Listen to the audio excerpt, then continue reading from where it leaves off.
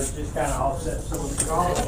If you have it, if you don't have it, God's got it Okay, covered. all right, the camera's working. If you don't want to be on Facebook, don't walk in front of me. There you go, just like that. All right, so what is Celebrate Recovery? Celebrate Recovery is a Christ-centered 12-step program that will also teach us the 8 spiritual principles found in the Beatitudes from Jesus' Sermon on the Mount. This is a working discipleship program for our lives. Working discipleship program for our lives, not just an addiction ministry. The focus of the group is to deepen our relationship with Christ, or for you to be introduced to Christ, or then we take an inventory of our lives and confess to God and another human being the exact nature of our wrongs. We humbly ask God to remove our character defects so we can make amends and restitution to those we had harmed, except when to do so would injure them or others, and also forgive those who have hurt us. Then we continue this process through prayer and meditation to know God's will for us and the power to carry that out. With this spiritual awakening, we now carry this good news, capital G, capital N, good news, to others and to practice these principles in all our affairs. This becomes a new pattern of living. I've heard a lot of people tell me that they have worked the steps. And so the way I read steps 10, 11, and 12 is we'll be doing that for like the rest of our life. So if you work the steps, time to work the steps again. Just say. All right, so we already passed the basket around.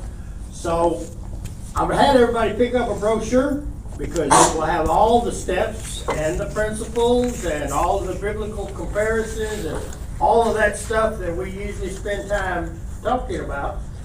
We're not going to talk about it tonight. We have a husband and wife testimony tonight, so we're going to give them more time by not doing all that stuff tonight. So look at your brochure. If you have any questions, I'll be happy to get with you. All right. So Chris and Theresa, so I met them here. They came here with like 30 kids. 31. We had no child care, So it was pretty lively, and they came here for a while. So we developed relationships with them. They have now just started. Last Saturday night was the first meeting. They have left here and went and started another Celebrate Recovery in Rocky Point. Be happy to let them give you that information if you need it. So there's a meeting on Saturday nights now in Rocky Point, and they hit it out of the park. It was good. It was good. The whole process, the cardboard testimonies. I like that. So yeah, it's pretty cool. So anyway, I'm taking up your time. Y'all come give your testimony. All right. That thing over and keep moving it back that way. Don't share the podium, they can't share you. Don't move. Well, we'll have to cut out their names.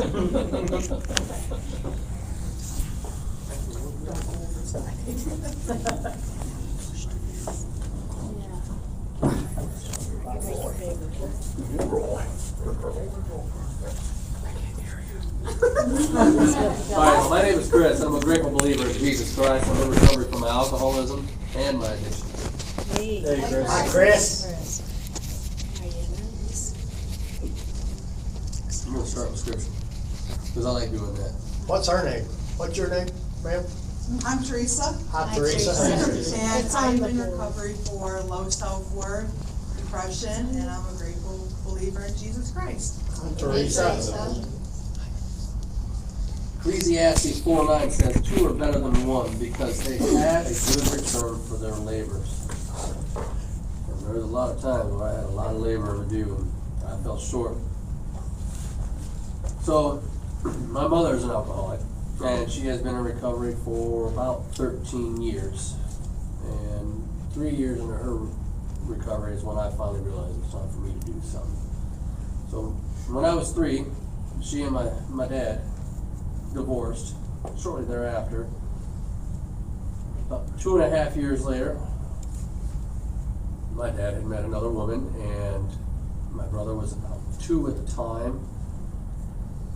And slowly we got to know this lady, and she had 2 younger children, but she was still married.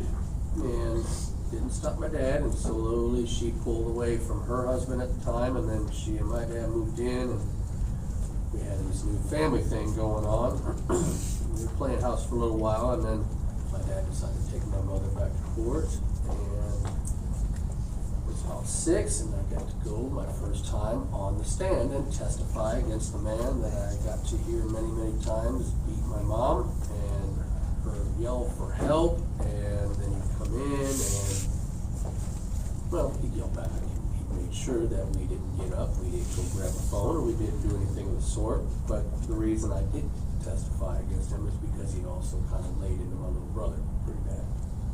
So my first experiences with marriages were not very good, and it didn't take long for me to realize that things were not right. So by the time I was 6, my mother had lost custody, and I had started learning how to act out by the time I was in 1st grade.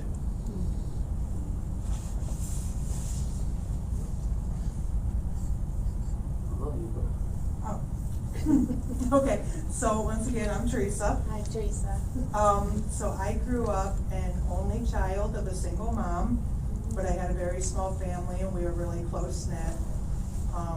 My dad had an affair with my mom for 13 years. That affair lasted until I was 5. When my dad ended the affair, he also ended mine and his relationship. I grew up in a small town where everyone knew everyone. My family was very active in the community, the small private school I went to, and in our church. Growing up, this made it very hard to live a private life. Everywhere I went, people knew me. Most of the time I did not know them, but they knew me. And it also meant I couldn't get away with anything because word always got back to my mom or my grandpa. So everyone in my family, besides my mom was kind of the outcast, always pushed that whatever happens behind closed doors stays behind closed doors. And that we were to keep good PR, and good PR was the key to life. So for this reason, and the fact that I had to face my dad all the time because his granddaughter was in my graduating class all through school. Once again, very small private school, so had to face him all the time, and basically pretend like I had no clue who he was other than his granddaughter's grandpa. It also meant I had to face my siblings, my stepmom, all that. So I learned how to put a mask on right away.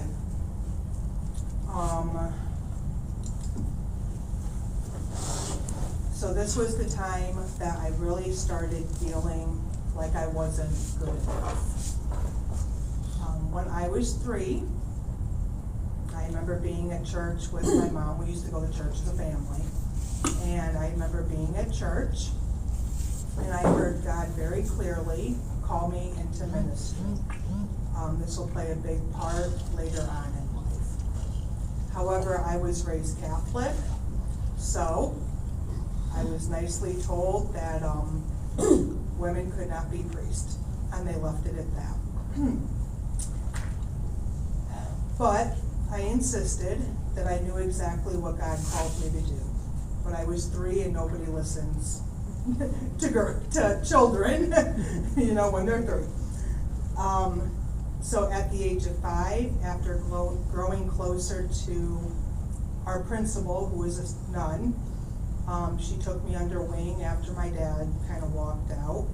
I decided that if I couldn't be a priest, I'd become a nun, because I absolutely knew God called me in the ministry. So throughout my childhood, I was the poor fatherless girl in a private rich school in a small town. So I was teased a lot. This only made my self-worth even worse, and I became very suicidal, which led into my adulthood. in high school, I did what I did best, and I put a mask on. I made sure I dated a lot, and because I was always teased in grade school, I made sure that those boys all had titles. I partied a lot. My reasoning for this behavior was because I knew that after I graduated high school, I was going to become a nun, move overseas, and become the next Mother Theresa. Without all the kids. Except A you. lot wrong. So as I had said that by first grade I'd already been acting out in classes, I'd already been kicked out, and I was fortunate that my first grade year down in Houston, they just had stopped paddling. So I missed out on that. Very fortunate, because there were plenty of times I know that teacher wanted to send me down there to get my tail worn. Anyway, so through school, we moved when I was about 10, and coming from Houston, going to North Central Illinois, I talked funny, I looked funny, I was a redheaded stepchild. By definition, I was a redheaded stepchild. And they made sure I knew that, so I was already feeling out of place everywhere I looked. And I was fortunate that I found some friends there. Fortunately, those friends stuck with me all through high school. We drank, we smoked, we partied, and we got in a lot of trouble together too. And it became a very bad habit of mine I was blacking out by the time I was 15. And I didn't see a problem with that at first. I still remember one of the first times my stepmom in the morning, "Hey Chris, you can't do that like that anymore. Your younger sister was freaked out when you were asleep with your eyes open." Oh, next time I'll just close my eyes. So through high school, things didn't get much better. I mean, I graduated and I was done. I knew that my aspirations were to graduate and then work. I'd already given up on myself. I didn't feel that I was being encouraged enough to know that I was able to accomplish anything more than that. My dad was self-employed, his father was self-employed, my mother was still not involved, and I didn't have a church background. My experience with church was when my mom was sober, she'd go to church. When she wasn't, there was no church. So if God couldn't keep my mom sober, then there was no use for God for me. I had a very twisted concept of God for a very long time. And my spiritual connection was through drugs. I mean, that's all I had. And when I met my ex-wife, should have stayed a one-night stand, but it didn't work out that way. And we were very unhealthy in a lot of ways. One of the first times I realized that I was in a bad situation was when I was going through a closet of hers where I had just moved in, and there was witchcraft books. And that should have been another telltale sign, okay, you need to get out of here. But no, I got a very thick skull and I'm a very, very slow learner. I thought, okay, I'll just throw the books out and that'll solve the problem. Oh, no. It took me a long time to learn. It took years of me understanding that even though that relationship was bad, pretending like it wasn't bad wasn't going to make it better. And I stayed with her. We had 2 children together, and we weren't married. And then one day she said, either you're going to marry me or I'm going to take the kids and go. Okay, fine, I'll marry you. We got married in front of a judge, no connection to God. There was no use for God in my life still at that point. I saw no reason for any of it because, again, if he couldn't help my mom stay sober, what use did I have for him? So after about 6 years, I came to realize one day when I woke up, when she looked at me and said, we're getting a separation, I can't do this anymore, because the last night I had gone out when she and I were supposed to go do something.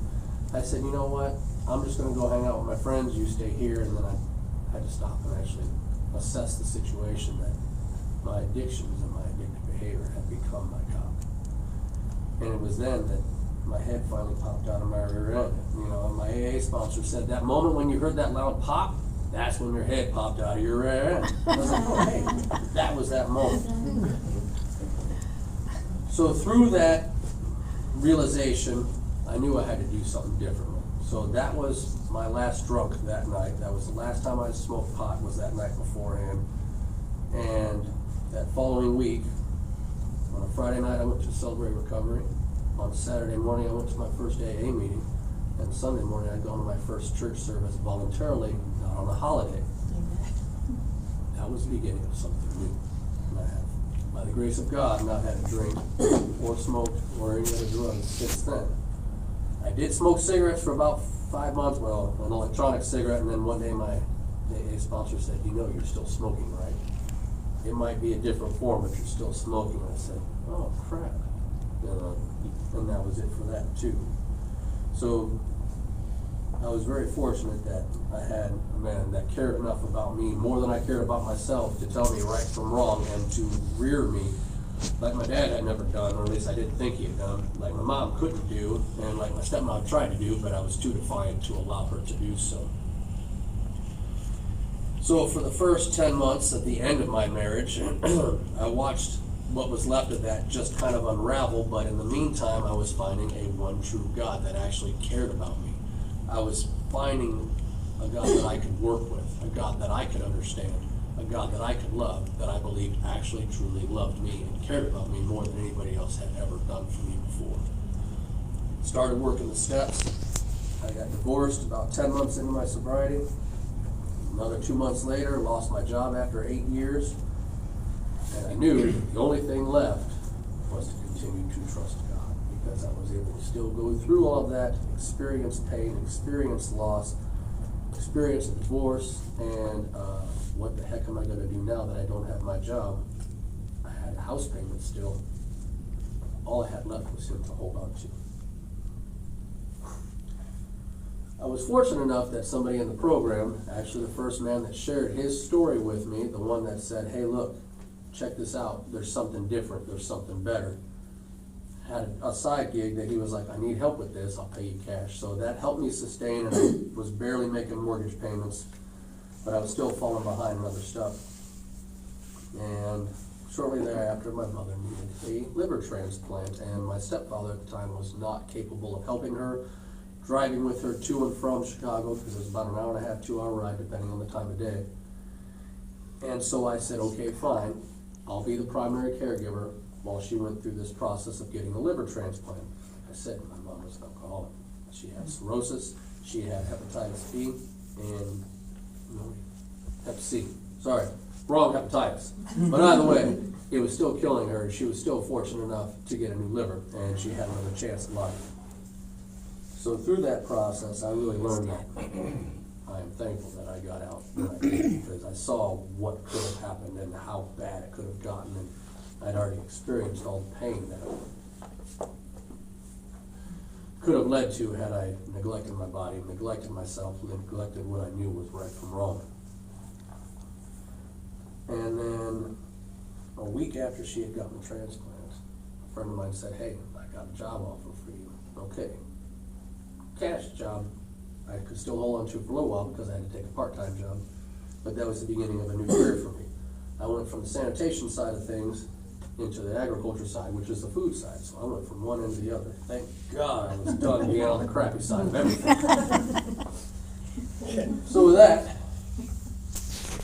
I was working a lot more, but I was able to catch up on my mortgage. I was able to catch up basically everything. I mean, I was hanging on by a thread. I'd almost lost that house. And at the time, that was about all I had to hang on to for shelter, and I was able to have meetings at my house for AA, and it was it was all God. I mean, it was all God that I was able to hold on to that. He made sure that I had everything I needed. And I didn't quite realize it until after I looked back and said, oh, there you were the entire time. Amen. Through that whole process, I still had, my ex-wife had agreed to split time custody with me. I had 3.5 days each week with both of my daughters at the time. They were about 16 and 10, and things were still very different. They were still transitioning. They had to go to a different school. They were still learning to have 2 different lifestyles. Mom was still doing the things that she'd always done. They'd go to church with me and then see just the opposite the other day, so I know it was difficult for them, but they had seen an easy way of living, and they'd seen a lot of trials and tribulations and a lot of hard work that needed to be done to get through things. But I knew better, so I kept jumping into God, I kept getting deeper into CR, I kept getting deeper into my relationships through AA and so on. And I was fortunate enough that I had a good group of guys that were in recovery through AA and CR, so I was able to work that avenue and really hang on to these guys, because we didn't have to separate church from state, so to speak, so I was able to just be how I needed to be. I was very fortunate in that, because I know a lot of people don't get that. Even though I'd found a better relationship with God, I still had to learn my relationships with people. I did not do very well with codependent relationships at all. I learned the hard way that just because I think I'm helping a woman, she doesn't look at it like that. I got stuck. Well, no, I got myself into many codependent relationships with women, and it was pretty unhealthy, and it ended up getting kind of scary for a little while. Just kind of, it got pretty bad for a little while. But again, by the grace of God, He kept me afloat. I was able to remain celibate through all of it. I didn't fall into those temptations, although I got close quite a few times, but God made sure I'd stayed pure through all of that. Okay, so when I was 17, I met my future ex-husband. He had an 8-month-old daughter, and one day, driving down the interstate, I felt God telling me that I was to eventually marry this man to help raise his child. Naturally, I was completely confused, because from the time I was 3 all the way up till now, I was planning on going in the ministry. But I obeyed, and we married when I was 19, and I had my oldest child when I was 20. I would then spend the next, it was actually 9 years, raising my 4 children, his daughter, finding out that he had another son who is 6 months older than my twins, which my twins, we were on, like, going to the doctor to have them. Dealing with his drug addictions and him selling drugs, being accused of stuff I wasn't doing and that I knew nothing about. Having mine and my children's lives threatened, and on a couple occasions, those threats were actually put into play. Luckily, completely by God, it obviously didn't work. So there were many failed attempts, along with him being in and out of prison, which my children watched him get arrested in the middle of Cicero in Chicago. And if you don't know Chicago, Cicero is not where you want to be. And he took my children up there to buy heroin, and they watched him get arrested, and I had to drive 3 hours to pick my children up from a police department. So about 6 months before he was arrested for the first time is when I finally had enough, and I decided I was going to start living my life. I figured if he could go out and do it, so could I. So I started drinking, I started partying, I started cheating, and I started doing adult photo shoots, which later on I would then come to learn and come to realize those adult photo shoots, I was basically being trafficked by the people who were doing the photos and by my husband, because I never seen a penny of that money. All that money went towards his drugs. I put myself in a lot of very bad, dangerous situations, but I was finding that self-worth through sex, basically. So I remember one day actually hanging clothes out on the line, crying out to God that I was so confused and didn't understand what was going on, because I knew He called me in the ministry, and instead I was involved in a life of drugs and sex and porn.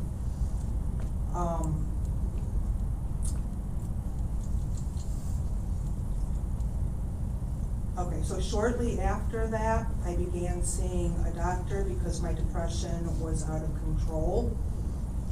So I went to him for the antidepressant meds, which the whole time I was going, I was being accused of being out cheating, and I wasn't. So he told me that at this point, it was so bad that he thought I needed to see a counselor. I laughed because there was absolutely nothing wrong in my life. As well as, I was also, ironically, testing for the police department at this time.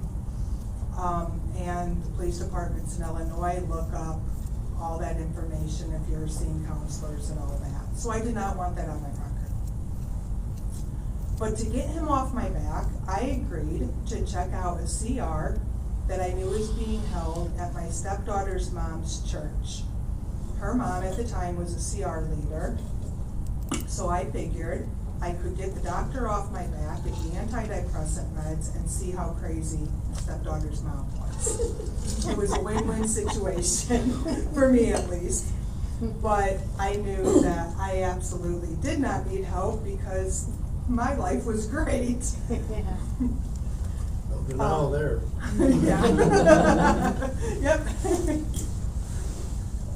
So, right after I started attending CR, my at the time husband was then arrested for the first time.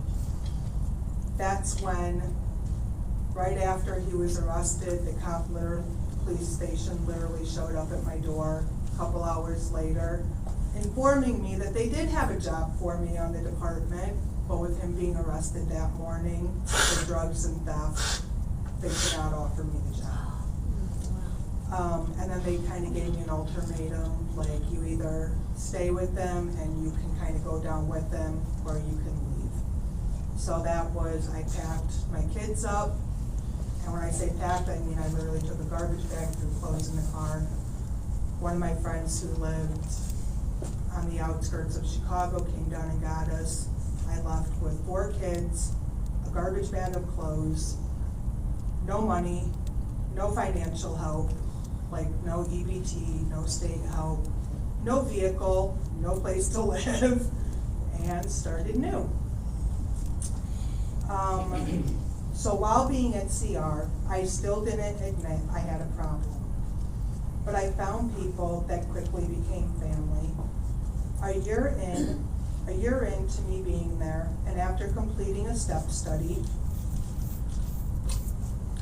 I was asked to join the ministry team. Oh, and after I finally accepted that maybe I had a problem and my life was a little out of control, I was asked to join the team. So, I was also asked to join that same Celebrate Recovery team, and we had a lot of youth on there. But I had no interest in talking to Theresa at all. She looked dangerous to me. Everything I seen was dangerous. Right, so I was going to come in a couple times, and a couple of guys that I had sponsored, like, oh, we know him, stay away from him kind of thing. I was like, well, I'm going to stay away from her too. I figured, you know what, I might be able to get something right here. And I stayed on the complete opposite end of the church because Chris was and still is very loud and annoying, but he was even louder and more annoying back then. So we were on the CR team for at least 2 years together before we actually even talked. Even at our CR meetings, we never talked. Found ways not to, hey, can you tell her?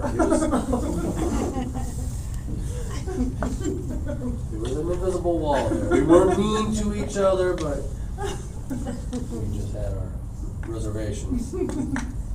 But at the first CR summit we were able to go to, over in Murfreesboro, Tennessee, which was down there for us at the time. Almost seemed like we didn't have a choice but to communicate. And so we slowly started talking to each other right then and there. And Hold on. He started talking to me because he was worried I was gonna get in trouble because I was taking notes with somebody. we were misbehaving. Somebody had to keep an eye on us. But we kept in touch after that. We didn't just go down there for the weekend and then come back and that was it. So we slowly started talking to one another. We started to confide in one another, and she had to let me know quite a few times that girl's in a bad situation here. You need to stay out of that situation. So the other dangerous situation I kept putting myself into, I thought I was staying out of the worst of it, but I don't know, it became kind of a pattern to step myself right into somebody else's swamp. I should have learned a long time ago. I don't need anybody else's help drowning in the mire. Psalm 119:73 says, "Your hands made me and fashioned me. Give me understanding that I might learn your commandments." So after slowly getting to start to know each other, we became good friends.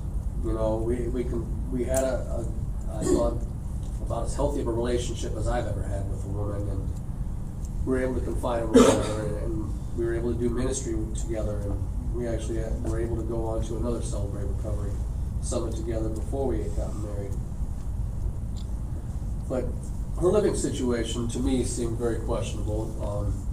Where she was staying at the time, she didn't even have space for her children to be there, so they had to be with their father's grandmother, and he was still in and out of that house. He was still using. He wasn't working consistently, and I felt bad. I mean, she was in a 2-bedroom house with 2 people and like 6 dogs and a bunch of cats. I had a whole house. So it just seemed like, I can go fix this real quick, and you can come over here and it'll be okay. Well, yeah, I mean, maybe my intentions were good for a minute, but didn't stay good for long. And, well, Theresa got pregnant. We had to bring that to the ministry leader, and she kind of said, I'm not surprised. And she said, the church isn't going to be too happy that y'all are in ministry together, and this is going to happen, and that's going to happen. And of course, we naturally said, we were already going to be engaged anyway, so we thought this would be all right. Well, what she didn't know is that she probably did know that. Yeah. You were pregnant before we decided to. We did some talking, was to cover the tracks, and we said, we better play this. We got engaged on Mother's Day. We got pregnant on 4th of July. We were engaged. So she had moved in, and a little crazy at first, but she was still working nights at the truck stop, so it was a little difficult to navigate through that sometimes. And the children had switched schools again, and that was one of my bigger concerns, is that the children kept having to switch schools. In 5 years, they were at 5 different schools, and that to me was, I couldn't wrap my head around it. It was just overwhelming. So, after she got pregnant and started going to doctor's appointments, she had lost one of the children, and we found out at that time that there were 2. So we realized there were 2 children. At the time, and just before that, we decided we better move up the wedding date too. I think part of it was to appease the church, so our motives might have been a little off for that. But again, I think we're still trying to kind of cover our tracks. We were still in ministry, so we had a certain PR that we had to uphold. So yeah, like he said, after we actually found out we had the miscarriage after the wedding. We moved up the wedding, and like a week later had the miscarriage. No, the miscarriage was right before the wedding. Like you said, that's when we found out we were actually having twins, and we were still pregnant. However, that pregnancy, there was a lot of health complications throughout the whole pregnancy. I was taken off of work and was supposed to be on basically almost doing nothing, and that's not what happened. Cause not only was there health complications, but I wasn't able to actually rest. So 5 months into that pregnancy, I actually delivered the baby at home by myself, besides my 13-year-old daughter being home. I was then, she called a friend and I was upstairs. The EMT came, and I was actually on the fire department at one time, and EMS as well. And the EMT looked at me and was like, well, we don't know what to do here. I'm like, well, I do, but I can't do it to myself. And so the baby was actually still attached. They had me walk down the steps and outside onto the gurney with the baby attached. So by this time, our marriage was already very much on the rocks. There was already a lot of problems, and we were already talking about getting divorced in the hospital room with our dead child behind us. So during the, right after the miscarriage, we were far enough along, state law said we had to have a death certificate and stuff, so we also had a funeral. At the funeral, I wound up getting very sick, had to leave early, and was sick for another week. On Halloween, I was taken to a doctor's appointment, which I passed out at the appointment. They rushed me to the hospital. Come to find out, I had a Sepsis. Infection. It was bad enough that the doctor, because I was rushed into surgery, it was bad enough that the doctor told Chris that if we would not have been at the hospital, then I would not have made it to the hospital. So this set off a whole lot of stress, and on top of stress from children, his ex-wife causing problems, and his mother, with a bunch of lies, sick lies, especially about the miscarriage, and he believed them, which made home life not easy. So a fight wound up breaking out. It got physical on both of our ends, and when I finally left the house, about 2 blocks later, I get stopped by the cops. After all that, the kids didn't see a whole lot, but they'd seen enough. They heard plenty, and I was just scared. I didn't know what was going to happen next, and out of fear, I was always told whoever calls first is usually not likely to go to jail. So my first thought was about me and keeping myself out of jail. So I figured, okay, if I call first, they ain't going to arrest me. And they didn't. They could have and probably should have. So at the time they arrested me, when they pulled me over, I knew what they were there for. I stopped, the officer came to the window. By this time I am having a complete mental breakdown. This is the first 6 months of marriage. We were married in August, this was in February. And we went through all this. The officer didn't ask me any questions or anything, he just kind of arrested me. I wasn't even in the mental state to give a statement. So, my CR family actually bailed me out the next morning. Through that, I was not allowed to go back to the house, and so I was having to pick my kids up from school, stay at a friend's, and drop them off a block away to stay the night at his house. So that was a month-long, they drug the court case out for a month, which meant I could not go home. During that time, I prayed a lot, for God to get me out of it. And one night I heard him say, I want you to plead guilty. And I said, you're crazy, I am not doing that. And God reminded me, I took your blame. Now I'm asking you to take the blame here. And I once again said, thank you, but I'm not you. I'm not taking the fall. And going into court with all my evidence, So, in the past, both of us were on the CR minister team. I was also helping 2 other county police departments in 2 other counties on their drug rehab. I was also on our county drug coalition with the DA. Not to mention my grandpa was in law enforcement, all that, like I said, small town. I was actually told by the lawyers that they were not going to do anything to drop the case. Even he called to get the case dropped, and that they wanted to make an example out of me because of everything I was involved in, because of my family, and because once again I was a woman. That kept coming back some reason. And that just made me want to fight more. When I got up to talk to the judge, he asked how I pleaded, and the Holy Spirit came out of my mouth, and I said, guilty. And I looked at the judge at that. I had no clue what I just said. That was not the plan.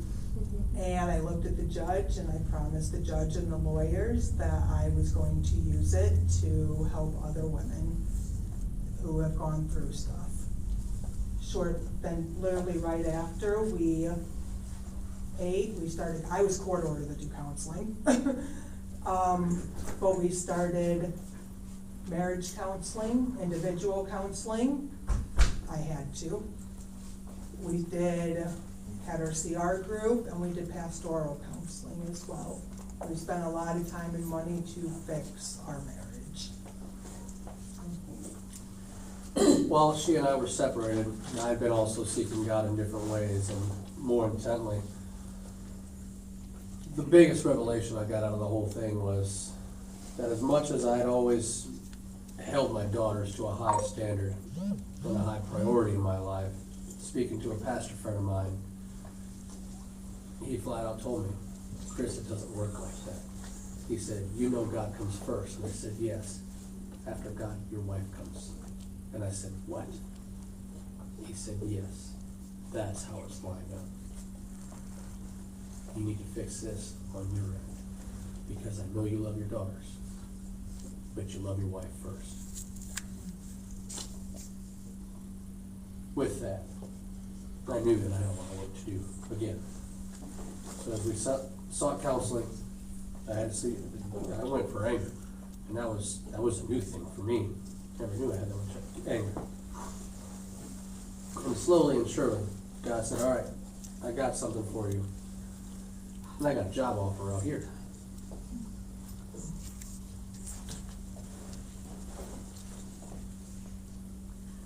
Galatians 3:9 says, so those who are of faith are blessed, like Abraham believing.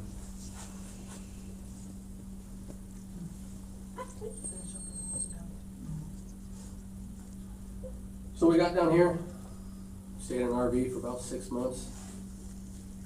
Couldn't sell our house in Illinois. Surprise. And one day we got a call, got an offer, had to do some things to clean it up. It took about a month. And the house was sold one day. We closed on the house that we got now on the day after. And it was quite an adjustment coming into an RV, but it was the greatest feeling. It was like a little doggy getting around a whole big field when we got into that house. It was great. It was great. And we knew that God had really done some great work. I mean. And then after the court dates, what was meant to actually tear us apart, to tear our marriage apart and destroy me, because it was actually a lot of stuff from his ex-wife. God actually used every bit of it, turned it around, and I was offered to be an advocate for World Vision, working with our congressman. My story case went all the way to DC. And they came back and said, your story is exactly who we want advocating for these women and children. Last October, I was able to go to DC and speak at Capitol Hill. I was able to get my pastor's license. I was offered a chance to get my pastor's license. started working with women who have been trafficked, and was invited to, I wasn't able to go to Summit last year for CR, but I was asked to still write a letter encouraging women or female pastors and pastors' wives. That was then shared at Summit last year for CR. And kind of long story long, but so, and God's just kind of moved us to now where now we are in a new season, starting Celebrate Recovery in Rocky Point. More work. After fighting God for a while, finally gave in. But we have learned that through all the hard times, God has used all those hard times to prepare us for what His purpose and will is for our lives. And then in closing, just Jeremiah 29:11. For I know the plans I have for you, declares the Lord, plans to prosper you and not to harm you, plans to give you hope and a future.